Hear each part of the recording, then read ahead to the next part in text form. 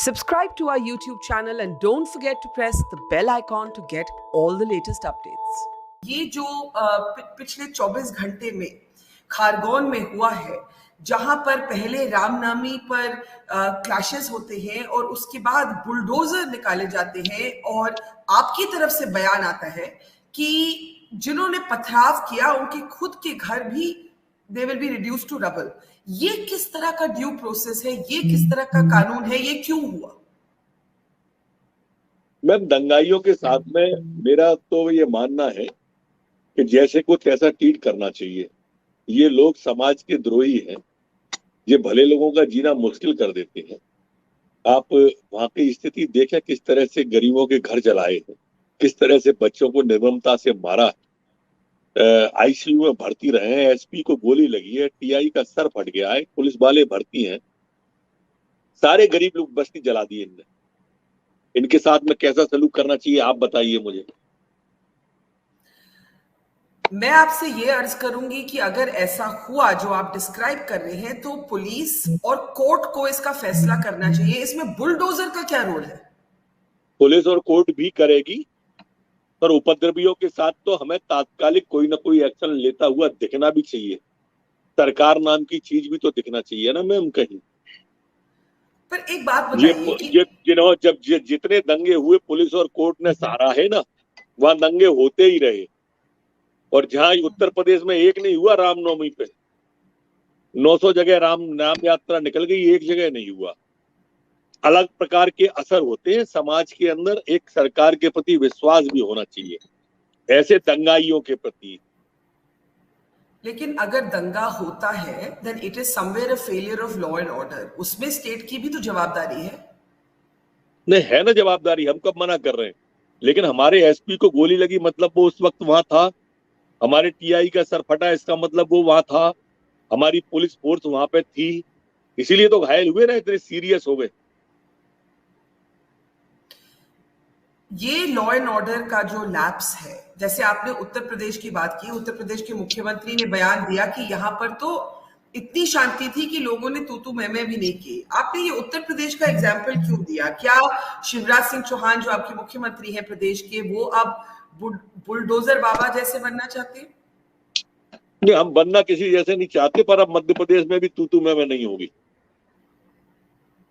मैं आपसे फिर पूछती हूँ, आप गृह मंत्री हैं, आप एक तरह से लॉ को बहुत अच्छी तरह समझते हैं।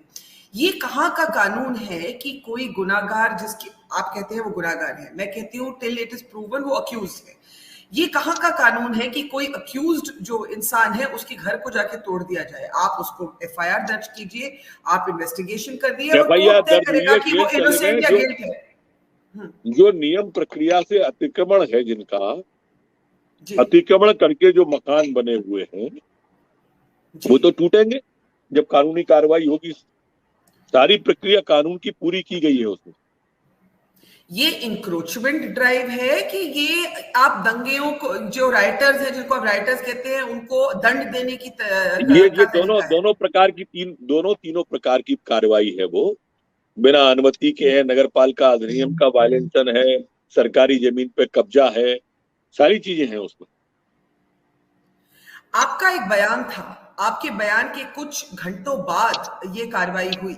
आपने अपने बयान में कहा कि जिनके घर से पथराव हुआ, their houses will also be reduced to rubble, उनके घर को भी पत्थर बना दिया जाएगा। बहुत से लोगों का मानना है कि जो प्रशासन ने किया वो आपके बयान को सुन के आपसे इशारा लेकर किया। मेरा बयान ऐसा था, अगर फिर कभी दंगाई ऐसा करेंगे तो फिर मेरा बयान ऐसा ही होगा।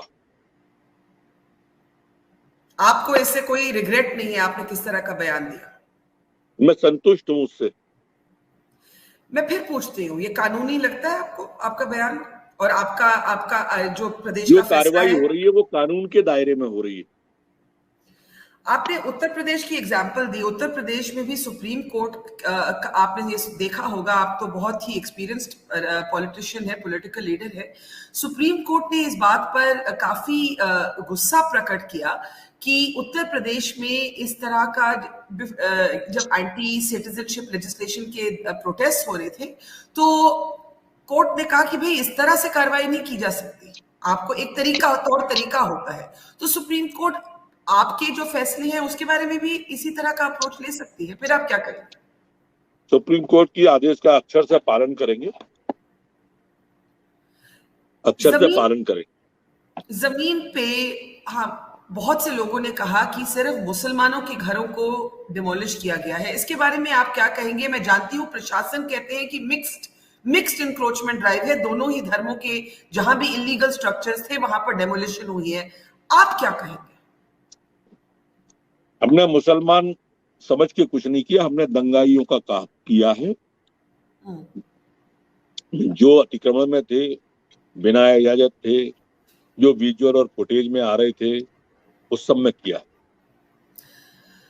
आप हमें बता सकते हैं कि आपके मुताबिक, आपकी कार्रवाई के मुताबिक ये जो क्लैशेस हुए ये क्यों हुए? क्योंकि दो वर्जन आ रही है। एक वर्जन में कहा जाता है कि जो डीजे म्यूजिक चला रहे थे वो अजान से क्लैश हो रहा था और उसमें कुछ एंटी मुस्लिम गाने भी थे। दूसरी तरफ से ये बयान आ रहा है कि मस्जिद में कुछ लोग थे, उन्होंने पथराव पहले किया। इन दो वर्जन्स को देखते हुए आपकी गवर्नमेंट की अपनी असेसमेंट क्या है? मस्जिद के अंदर से पथराव हुआ प्रारंभ। क्या कारण था इसका? ये वो जाने, अब धीरे धीरे सामने आएगा कारण। और कारण तो जो देश में 12 जगह हुआ है वही कारण यहाँ है।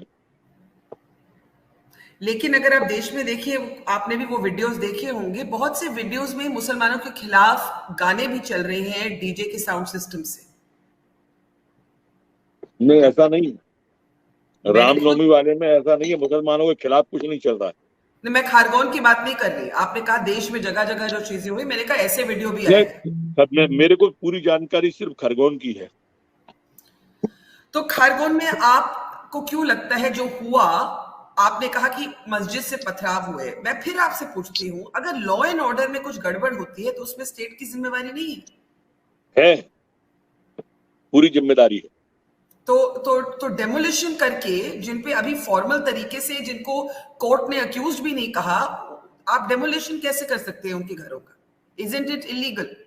कोर्ट जब ये कानून बना होगा तब सीसीटीवी कैमरे नहीं आए होंगे, विजुअल फुटेज नहीं आते होंगे, आपका मीडिया इतना सक्रिय शायद नहीं रहा होगा।